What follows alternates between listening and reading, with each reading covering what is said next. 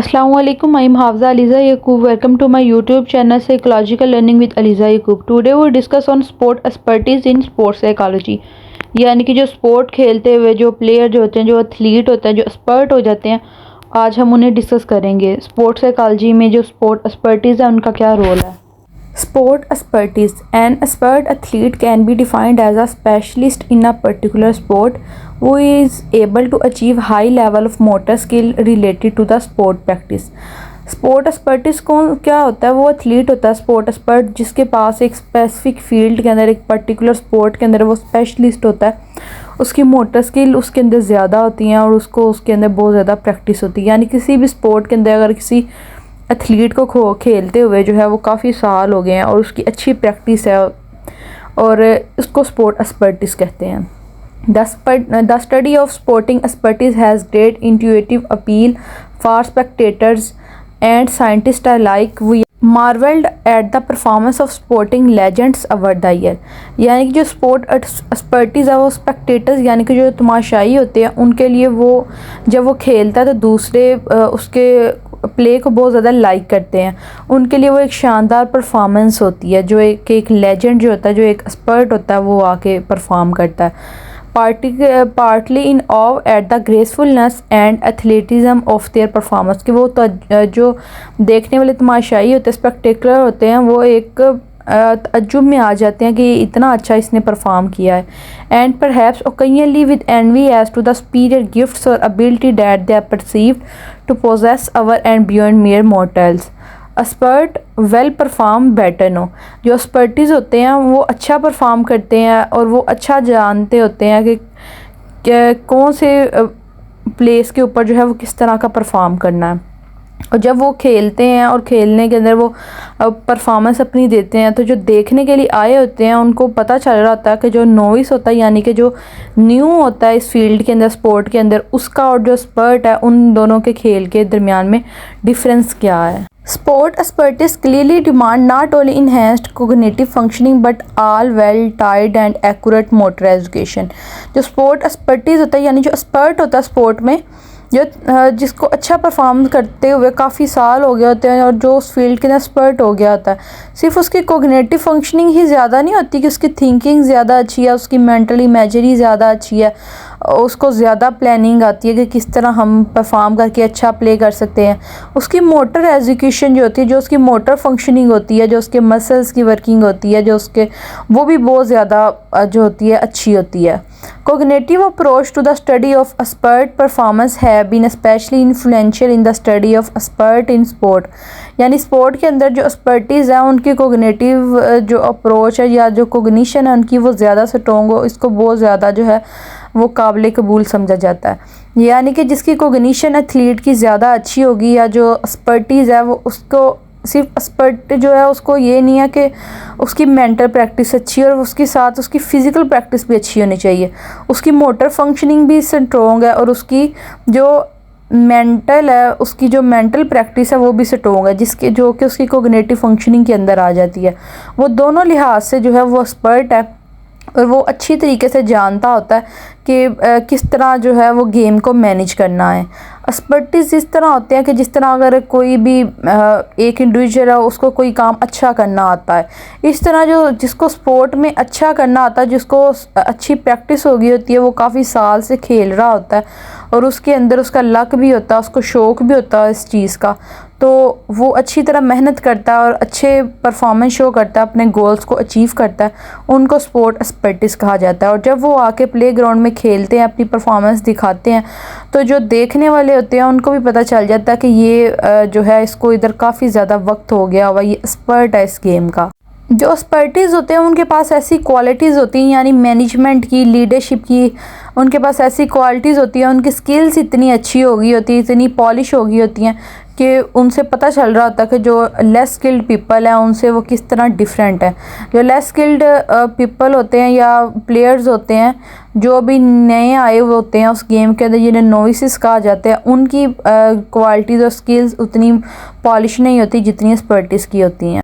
What will a sports psychologist have expertise in? Goal setting, जो sports psychology होते हैं वो किस चीज़ के अंदर एक्सपर्ट होते हैं, उनको गोल सेट करने आते थे, इमेजरी उनकी बहुत ज़्यादा अच्छी होती है, यानी विजुअलाइजेशन, परफॉर्मेंस प्लानिंग बहुत अच्छी होती है, उनकी कंसंट्रेशन, उनका अटेंशन लेवल, उनका सेल्फ कॉन्फिडेंस, सेल्फ एस्टीम, उनकी सेल्फ रेगुलेशन, उनके इमोशंस जो होते हैं वो बहुत ज़्यादा मैनेज होते हैं, लीडरशिप स्किल्स बहुत अच्छी होती है, वो काउंसलिंग बहुत ज़्यादा अच्छी कर सकते हैं। What is peak performance and expertise in sports psychology? Peak performance is a mindset that guide an athlete choices, decision and action every day. Peak performers are not necessarily more talented than other athletes. They just more committed to be their best every single day. जो peak performance होते हैं वो ये नहीं होता कि वो अच्छे उनके अंदर ही बस सारा टैलेंट होता है, लेकिन उनकी अच्छी कमिटमेंट होती है। वो अपनी पीक परफॉर्मेंस पे इस तरह जाते हैं कि जब वो अपना एक गोल सेट कर लेते हैं, डेली वो अपना एक माइंड सेट कर लेते हैं, जो कि वो डिसीजन लेते हैं और फिर वो उसी के ऊपर एक्ट करते हैं और अपनी परफॉर्मेंस को हाई लेके जाते हैं, अच्छी परफॉर्मेंस शो करते हैं। एक्सपर्ट बनने के लिए 5 स्टेजेस होते हैं। सबसे पहले नोविस आता है, यानी कि जब वो एंटर होता है गेम में, फिर वो एडवांस की तरफ जाता है, बिगिनर बनता है, फिर वो कॉम्पिटेंट होता है, फिर वो प्रोफिशेंट होता है। कॉम्पिटेंट यानी इतना लाइक बनता है, आहिस्ता आहिस्ता उसके अंदर सारी एबिलिटीज़ आती है, प्रोफिशेंट बनता है और फिर वो लास्ट पे एक्सपर्ट बनता है। एक्सपर्ट बनने के लिए एक जो प्लेयर है उसके पास अब सिस्टमैटिक नॉलेज होना चाहिए, टूल नॉलेज होना चाहिए, उसको पता होना चाहिए कि कौन से टूल यूज़ होंगे, जो है किसके साथ अच्छी प्लानिंग करके अच्छी परफॉर्मेंस हो सकती है, किस तरह का जो है वो हम प्ले करके अच्छा परफॉर्म कर सकते हैं। आइडियोसिंक्रेटिक नॉलेज होना चाहिए, इसके अलावा उसके पास मेटा नॉलेज होना, यानी हर तरह का उसके पास नॉलेज मौजूद होना चाहिए कि अगर उसने कोई परफॉर्मेंस करनी है वो परफॉर्मेंस किस तरह की करेगा तो अच्छा परफॉर्म हो पाएगा, कौन से वो इंस्ट्रूमेंट यूज़ करेगा, क्या चीज़ वो प्लानिंग करेगा और कौन सी लीडरशिप वो यूज़ करेगा जिसके साथ वो अच्छा परफॉर्म कर सकेगा। लेवल ऑफ एक्सपर्टीज़, यानी कि जिस तरह स्टेजेस थी उसी तरह लेवल है कि जिस तरह स्टेजेस में पहले वो नोविस होता है और जब वो प्रोफिशेंट कॉम्पिटेंट हो जाता है, वो इस लायक हो जाता है, फिर वो एक्सपर्ट बनता है। इस तरह लेवल ऑफ एक्सपर्टीज़ में भी इस तरह होता है कि सबसे पहले वो बिगिनर होता है, जब अभी वो गेम के अंदर एंटर होता है, स्टार्ट लेता है, उसके बाद वो इंटरमीडिएट में जाता है जिसमें वो नामा प्ले कर सकता है और फिर वो एडवांस लेवल में जाके एक्सपर्ट बनता है। एक्सपर्ट जो होते हैं वो टैलेंट को आइडेंटिफाई करते हैं, उनको जब वो खेलते हुए नोविसेस को देख रहे होते हैं तो उन्हें पता होता है कि किसके अंदर ज़्यादा टैलेंट है, वो जिस तरह का जो प्ले कर रहा होता है वो देख के पहचान जाते हैं। इसके अलावा वो सिलेक्शन करते हैं कि कौन सा जो है प्लेयर है उसको अब खेलना है, कौन सा प्लेयर इस टाइम टीम को उसकी ज़रूरत है और वो अच्छा परफॉर्म कर सकेगा, या जिस तरह सिलेक्शन करनी होती है प्लेयर्स की वो सिलेक्ट करते हैं। ग्रोट ने 1965 के अंदर, जो कि वो एक चेस का एक्सपर्टिस्ट था, 5 से 10 सेकंड के अंदर उसने देखा, उसने रिकॉल की सारी पोजीशंस को कि कहाँ पे कौन सी चीज़ होगी और वो परफेक्टली जो है वो अच्छा परफॉर्म कर सकेगा, और 5 से 10 सेकंड के अंदर उसने सारी गेम जो थी वो जीत ली। Expert has organised way of knowledge, जो एक्सपर्ट होते हैं उनके पास एक ऑर्गेनाइज वे के अंदर नॉलेज होता है, वो रैशनल लॉजिकल वर्किंग करते हैं और नॉलेज को एक ऑर्गेनाइज वे के अंदर लेके चलते हैं, अच्छी प्लानिंग करते हैं टीम के लिए ताकि अच्छा परफॉर्म कर सकें। Types of player, 2 types of player होते हैं, 1 नोविसेस और 2 एक्सपर्ट। नोविसेस कौन होता है? Someone new in the field, जो न्यू आता है, जिसने अभी सब कुछ सीखना होता है, और एक्सपर्ट होता है जिसको सब कुछ आता था, जिसकी बहुत अच्छी प्रैक्टिस होती है। एक्सपर्ट है स्किल्ड मोटर परफॉर्मेंस, जो एक्सपर्ट होता है उसकी मोटर परफॉर्मेंस भी बहुत अच्छी होती है, उसकी परसेप्शन भी बहुत ज़्यादा अच्छी होती है, वो अच्छी तरह से परसीव कर लेता है कि इस पॉइंट के ऊपर स्पोर्ट को किस तरह लेके चलना, किस तरह गेम को लेके चलना। और जो एक्सपर्ट होता है उसके पास ज़्यादा नॉलेज होता है नोविस की जगह पे, जो नॉलेज है वो सिर्फ बुक्स वगैरह से नहीं, इसके अलावा जब वो एक प्रैक्टिस करते हैं, मेंटल प्रैक्टिस, फिजिकल प्रैक्टिस, तो वो एक एक्सपर्ट के पास ज़्यादा होती है क्योंकि उसने ज़्यादा प्रैक्टिस की होती है। अब हम एक्सपर्टीज़ की स्पोर्ट्स साइकोलॉजी के अंदर जो हिस्ट्री है उसको डिस्कस करते हैं। Simon and Simon 1970 show that expert were able to retrieve solution to problem effortlessly where novices identify relevant formula in a step by session. यानी साइमन का कहना यह था कि जो एक्सपर्टीज़ होते हैं उनको जो देखते हैं कि गेम के अंदर कोई प्रॉब्लम है तो वो बहुत ईजीली उस प्रॉब्लम का सल्यूशन निकाल लेते हैं, प्रॉब्लम को हैंडल कर लेते हैं। इसके बरक्स जो नोविसेस होते हैं उनको ये सब करने में बहुत ज़्यादा टाइम लगता है, उनको प्रॉब्लम में को हैंडल करने में या सोल्यूशन निकालने में बहुत ज़्यादा टाइम लगता है। Expertise solve problem in term of deeper theoretical principle, जो एक्सपर्टीज हैं वो एक प्रॉब्लम को डीप लेवल में लेके जाते हैं, वहाँ से जाके उसको थियोरेटिकल सॉल्व करते हैं, और जो नए आते हैं उस गेम के अंदर वो उसको सुपरफिशियल तरीके से देखते हैं। Simon and Chase 1973 estimated 10 year of intensive preparation is required to reach expert. Simon and Chase का कहना है कि जब एक किसी भी गेम के अंदर 10 साल से ज़्यादा प्रैक्टिस हो जाती है, प्रिपरेशन हो जाती है, फिर वो एक जो इंडिविजुअल है, जो प्लेयर है, वो उस गेम का एक्सपर्ट बनता है।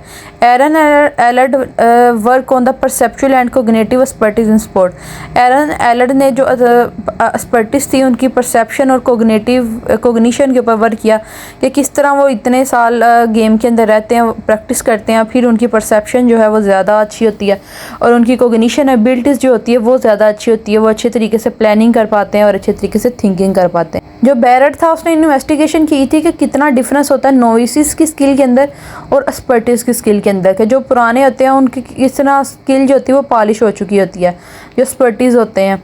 जॉन एंड माइल्स ने वर्किंग की थी। Expert work quicker and more accurate than novices. वो बहुत जल्दी, जो एक्सपर्टीज होते हैं वो बहुत जल्दी जो है उसका किसी भी प्रॉब्लम का सोल्यूशन निकाल लेते हैं, जबकि नोविसिस जो हैं वो इस तरह नहीं कर पाते।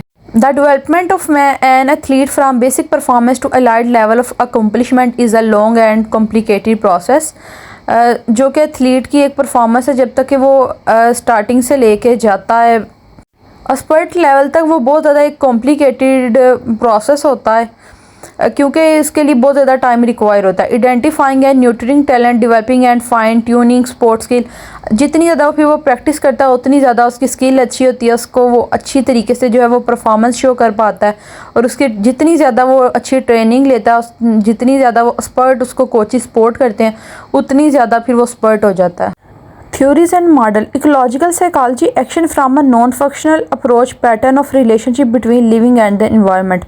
यानी जो एक एथलीट है उसको ऐसा एक अच्छा इन्वायरमेंट मिलना चाहिए, फिर ही वो अच्छे तरीके से जब वो परफॉर्म कर सकता है और अच्छी तरह प्ले करके वो एक्सपर्टीज बन सकता है। Dynamic system theory, motor development movement produce from interaction of multiple सब unit system. Active control of thought model, faster and more quickly decision.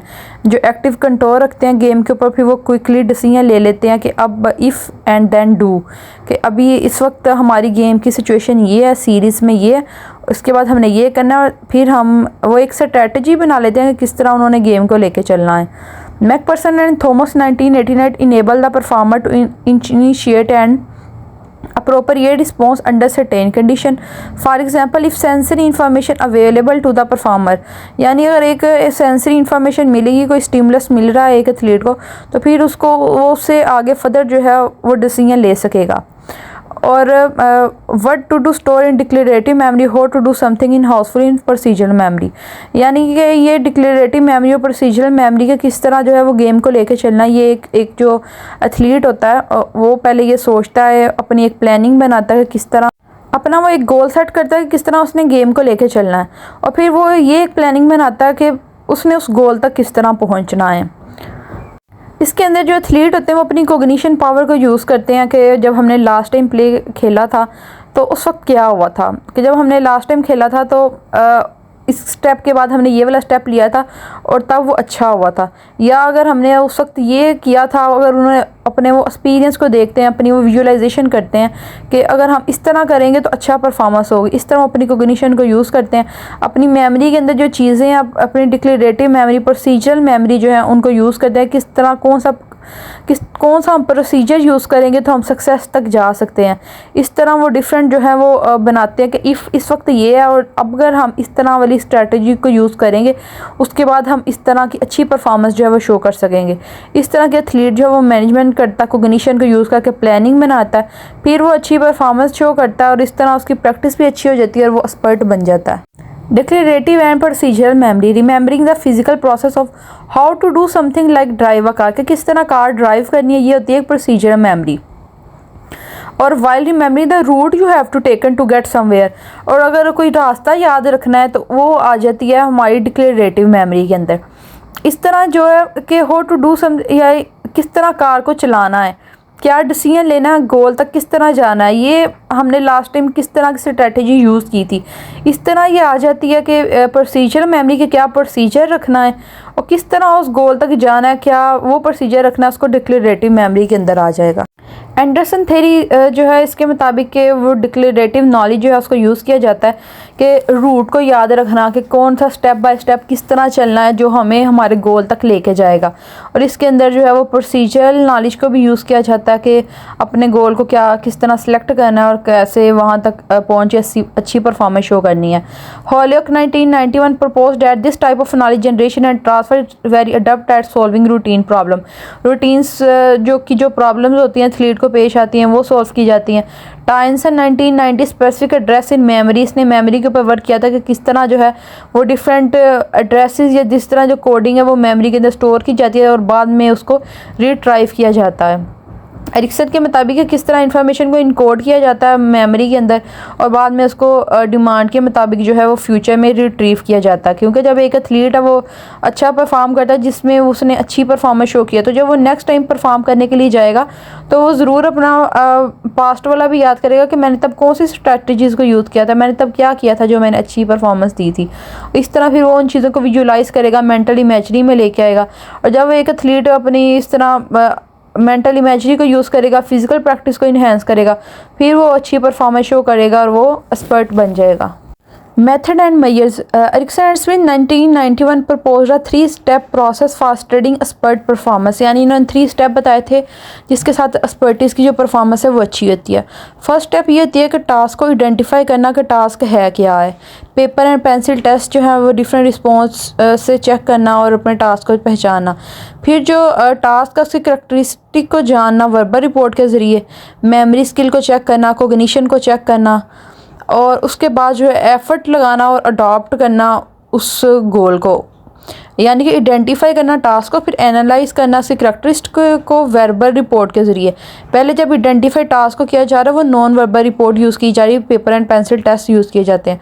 उसके बाद वर्बल रिपोर्ट के ज़रिए पूछ के उसकी करैक्टरिस्टिक को एनालाइज किया जाता है और फिर कोशिश की जाती है कि कौन सी एफर्ट है, कौन सी लर्निंग चाहिए जो लगा के हम उसको सक्सेस को हासिल कर सकते हैं और फिर इस तरह जो है वो एक्सपर्ट जो है वो अपनी परफॉर्मेंस के अंदर एक्सपर्टीज़ हो जाते हैं।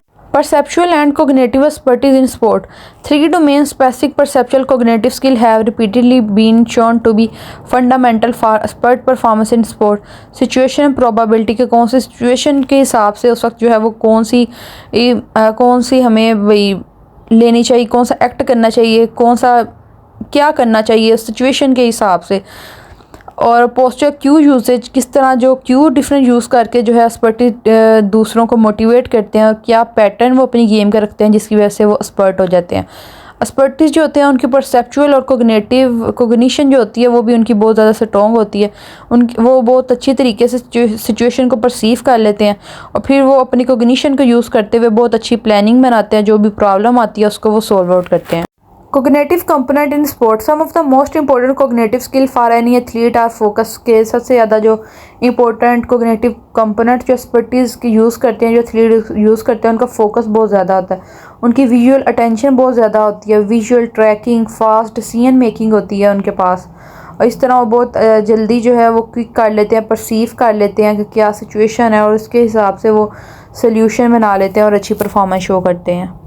एक्सपर्टिस की जो थ्रोइंग परसेप्शन होती है वो बहुत ज़्यादा अच्छी होती है। कैचिंग, कैच इस तरह आ रहा है कि किस तरह किया जा रहा है, किस तरह किक किया जा रहा है और अब अगर इस तरह किक किया गया तो क्या रिज़ल्ट आएगा और अगर उस तरह किक किया जाएगा तो फिर किस तरह की स्कोर होगी। फाइन मोटर एक्टिविटी उनकी बहुत ज़्यादा स्ट्रॉन्ग होती है। इस तरह ये डिफरेंट स्किल्स, उनकी परसेप्चुअल स्किल जो होती हैं वो भी बहुत ज़्यादा जो है वो इम्प्रूव हुई होती हैं। Why are perceptual skill important in sport? The development of perceptual skill is very important for sport with open skill in changing environment where athletes have to quickly and accurately select which stimuli to concentrate their attention on. उनकी perceptual skills जो होती हैं एक expertise की वो क्यों important होती है स्पोर्ट में, क्योंकि वो अपनी परसेप्शन स्किल के ज़रिए जो है वो अच्छे तरीके से क्विकली जो है वो परसीव कर लेते हैं कि कौन सा स्टिमुलस जो है वो अपनी प्लेस के ऊपर एक्यूरेट है या नहीं है। और जो उनकी जब परसेप्शन स्किल अच्छी होती है तो जो एक्चुअल स्टिमुलस होता है वो उसके ऊपर कॉन्सेंट्रेट करते हैं, बाकी जो चीज़ें होती हैं इर्द गिर्द वाली उनको वो इग्नोर कर देते हैं। एक्सपर्टीज़ जो है वो फोकस करते हैं एंटिसिपेशन के ऊपर, अच्छी प्लानिंग के ऊपर, डिसीजन मेकिंग के ऊपर, कोग्निटिव स्किल्स को इम्प्रूव करते हैं और अपनी परसेप्चुअल स्किल्स को इम्प्रूव करते हैं। आइडेंटिफाइंग पैटर्न ऑफ प्ले का किस तरह का पैटर्न होना चाहिए प्ले का। एक्सपर्ट जो होते हैं वो अपने माइंड के अंदर अपनी मेमोरी से रिकॉल करते हैं कि किस तरह परफॉर्मेंस जो है वो बेहतर हो सकती है। वो डिफरेंट स्लाइड 4 सेकंड की इस तरह स्लाइड्स जो है उनको देख के उससे वो लर्निंग करते हैं। और एक्सपर्ट जो होते हैं वो अपने गेम के जो एलिमेंट्स होते हैं उनको वो ऑर्गेनाइज फॉर्म के अंदर और लार्जर यूनिट के अंदर मीनिंगफुल वे के अंदर जो है उनको वो अरेंज करके रखते हैं इंफॉर्मेशन को। इसके अलावा जो एक्सपर्टीज़ होते हैं वो डिफरेंट विजुअल क्यूज़ को यूज़ करते हैं।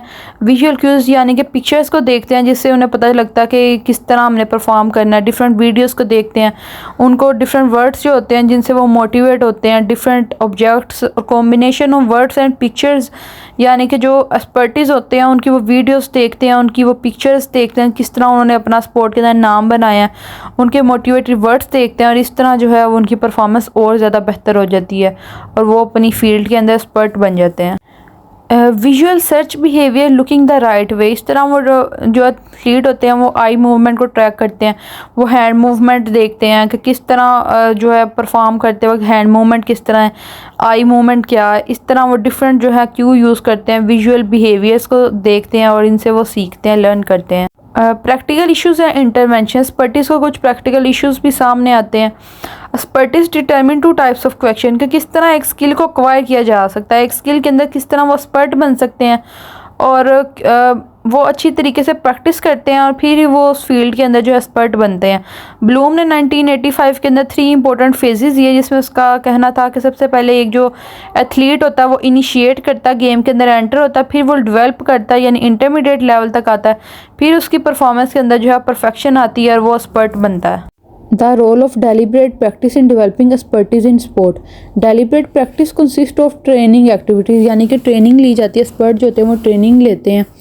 The goal is to improve performance, उनका गोल ये होता है कि उन्होंने अपनी परफॉर्मेंस को जो उन्हें फीडबैक मिला उसको अगर देख कर उन्होंने अपनी परफॉर्मेंस को और ज़्यादा इम्प्रूव करना ताकि वो नेक्स्ट टाइम जो है वो और ज़्यादा अच्छा परफॉर्म कर सकें और उनकी परफॉर्मेंस के अंदर जितना भी एरर आ रहा है वो सारा ख़त्म हो जाए। The ultimate goal of deliberate practice is to improve performance, however this often involve setting clear sub goals or process goal which are usually paired with a structured activity that help athlete perform skills more successfully.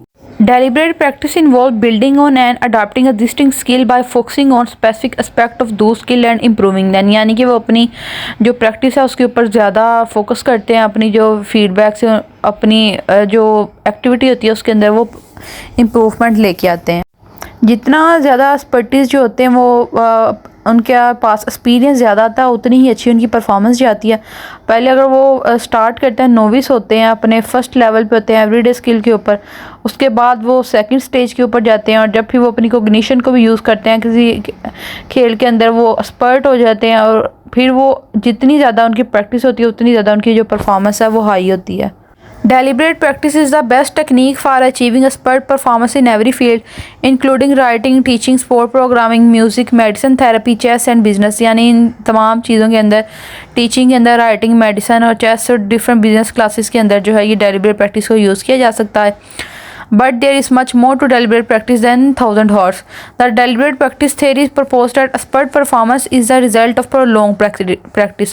यानी expert की performance जो है किस तरह ज़्यादा अच्छी होती है क्योंकि उसके पीछे एक बहुत ज़्यादा prolonged परफॉर्मेंस होती है, ऑलमोस्ट 10 ईयर्स की उसकी प्रैक्टिस होती है जिसके बाद वो अपनी फील्ड के अंदर एक्सपर्ट बनता है। 3 टाइप्स ऑफ एथलीट होते हैं, एक वो होते हैं जो प्रोफेशनल होते हैं, जो प्रोफेशनली अपने स्पोर्ट्स के अंदर आते हैं और एक्सपर्टीज बनते हैं। एक सेमी प्रोफेशनल होते हैं जो सिर्फ इंजॉयमेंट के लिए आए होते हैं और एक इमेच्योर होते हैं जो कि लेफ्ट आउट कर देते हैं, यानी कि उन्होंने भी शौकिया जो है वो स्पोर्ट को ज्वाइन किया होता है, उनको शौक़ होता है खेलने का, लेकिन उनमें से जो प्रोफेशनल होते हैं वो उनका इंटरेस्ट भी होता है और इसके अलावा उनकी प्रैक्टिस भी बहुत ज़्यादा होती है। इस तरह वो जो प्रोफेशनल होते हैं वो अच्छी परफॉर्मेंस शो करते हैं, अपने गोल तक जाते हैं, डिफरेंट स्ट्रेटजीज़ को यूज़ करते हैं, अपनी मेंटल प्रैक्टिस और फिजिकल प्रैक्टिस दोनों को इम्प्रूव करते हैं और ऑलमोस्ट 10 ईयर्स की इस तरह उनकी जो प्रैक्टिस होती है उसके बाद जो एक एथलीट होता है वो अपनी फील्ड के अंदर एक्सपर्ट बन जाता है। ये थी हमारी आज की वीडियो। उम्मीद है आपको वीडियो पसंद आई होगी। Like the video and subscribe the channel. Thank you so much. Thank you for watching.